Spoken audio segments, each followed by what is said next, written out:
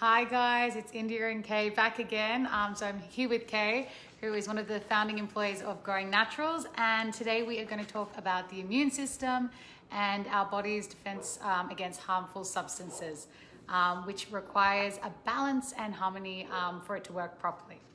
So April is Plant Protein Month. So I wanted to talk about plant proteins, but what is the connection between protein and immunity? Okay, so we all know that proteins can help build our muscular skeletal system. That's one of our main systems, our muscles, etc. But what most people don't make a connection is that our protein is made up of amino acids. Amino acids are the building block for our body. Okay, so it is building block for all of our systems. In this case, our immune system we want to talk about today. And it's going to be extra important since we're going to be leaving lockdown eventually. We're going to be needing to stay safe and healthy. So having our immune system built up all the time is going to be critical. It's not going to just be that, oh, it's the season, let's boost up on our C for about a week, and then you kind of get good about it, and then you don't get good about it. And while C is fabulous, it's not the only thing that can help with help create harmony and balance in your immune system. Okay, great. And while you can't technically boost your immune system, what are the top 3 things that you recommend that can help? Okay, so we have on growingnaturals.com/immunity, growingnaturals.com/immunity, we have a page where our scientists, food and nutrition scientists, have aggregated information that can be accessible from recipes and articles, etc. And it addresses this in much more detail. But over the last 10 years working with these scientists, I've been very fortunate to learn so much. And I'm just going to share 3 top ones right now. So one of them, it can be obvious, but we can get a little bit more into detail. It has to do with eating right. Okay, so obvious.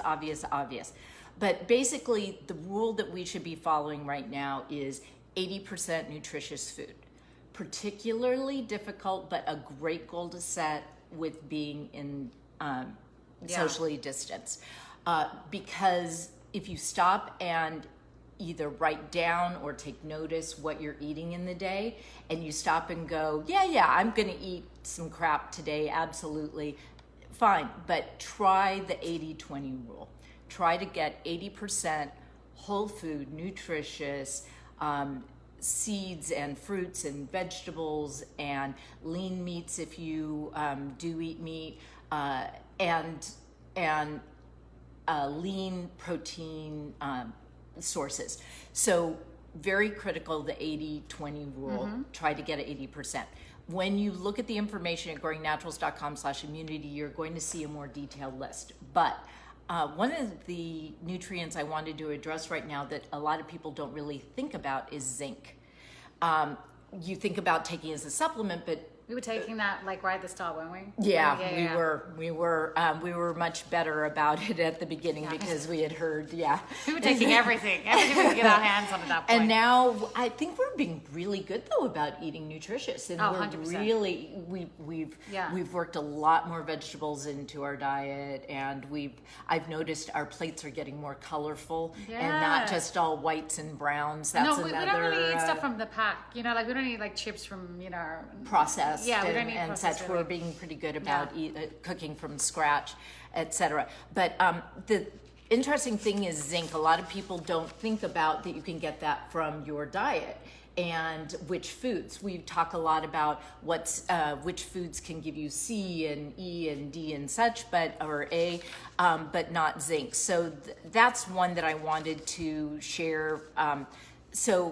Zinc-rich foods include baked beans, pumpkin seeds, cashews, and chickpeas. So, so those are foods that I want us to think about incorporating more. So baked beans, pumpkin seeds, cashews, and chickpeas. Well, no, we've had chickpeas, very easy when you do hummus. Okay, hummus. Living off hummus. Yeah. And cashews, we've been actually, she made an amazing vegan pie. Oh my gosh, yeah. that was amazing. And we used walnuts it didn't in the last crust. long. Yeah, it was oats, dates, and walnuts in the crust, but we could substitute cashews, ground up and pressed to make the crust, and then the inside was pumpkin, avocado, cocoa. I don't even know. We say everything different here. It wasn't really vegan though because I used dairy chocolate, but you can not use it. And actually, there was something that Soleil and I found, which was chickpea brownie. Like use the chickpeas to make. Yeah. Brownie. That's exactly the vegan brownie. Sorry, exactly. okay. So there's ways to work these zinc-rich foods into your diet. Another tip I just wanted to share because some people don't know. So curcumin, which is in turmeric, is very popular for your immune system, for inflammation, etc. Very important tip. Make sure you consume ground or whole black pepper at the time that you have your curcumin or turmeric. It aids absorption and makes sure that you get the benefits from it, okay? So the mixing of foods is very important also. Having protein with your fats and carbs helps you process them and not get blood sugar spikes. So combinations of food is so important and so critical. Okay, so really quickly, 2 more I'm going to share with you. As I said, the rest of them you can find at growingnaturals.com/immunity. Second one is exercise. And here's the reason I wanted to talk about exercise. It's an obvious for general health, but specifically with the immune system, there was some there was information going around that exercise can be not beneficial when you are sick. Okay? Oh, okay. So the idea is you'll need to boost your immune system, especially once you are sick. And although you can't boost it, you can only make it perform better.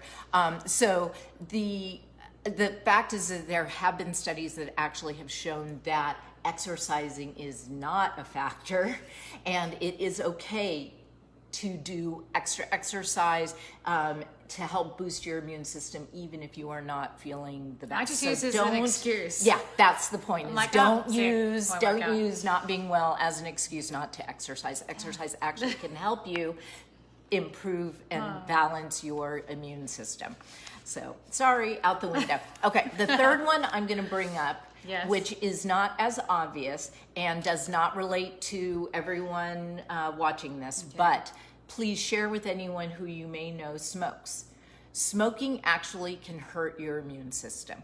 The 7,000 chemicals in it destroys certain cells, and some of those cells are in your immune system. So I know that during this very stressful time, sometimes people use smoking, may have gone back to it in order to calm themselves down. There's a lot of time to feel it. And while stress levels are very important to curb, this is another thing that I want to share with you, is that smoking actually can hurt your immune system. Okay, so to round it up, zinc, exercise. So a 80-20 rule on eating nutritious foods that can help your immune system. Exercise, don't shy away with it, actually run to it, and not smoking are the top 3 that I'm going to mention right now, but you can find more on growingnaturals.com/immunity. Okay, and if people do want to find more information on plant proteins, where can they? So one place I highly recommend is, in addition to this Facebook page, obviously, you can go to Plant Protein Month's Facebook page, and you will get regular updates. If you like it, you'll see regular updates on what's really exciting and new, because it's not just about powders from Growing Naturals.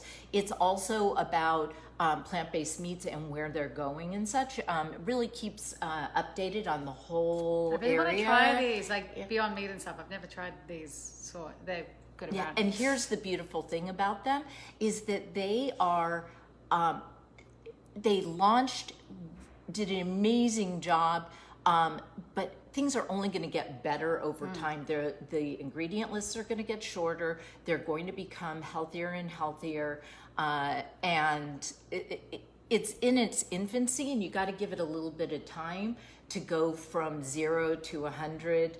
And I promise you that they're going to get there. So the whole plant-based protein world is just so exciting right now, and we're excited to be a part of it at Growing Naturals.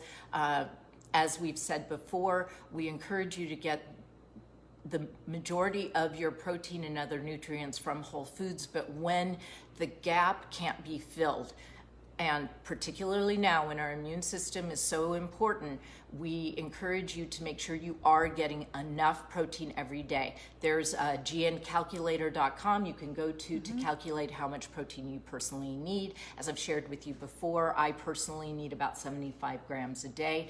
I am a flexitarian personally. I do try to eat more vegetables than animal-based, but I can't, and when I calculate, I can't get quite enough protein in my day from my nutrition, for my whole food nutrition. So I do rely on Growing Naturals personally on a daily basis to fill my gap. It might be a small amount or not. We've had some lovely shakes. We've mixed them into muffins, etc.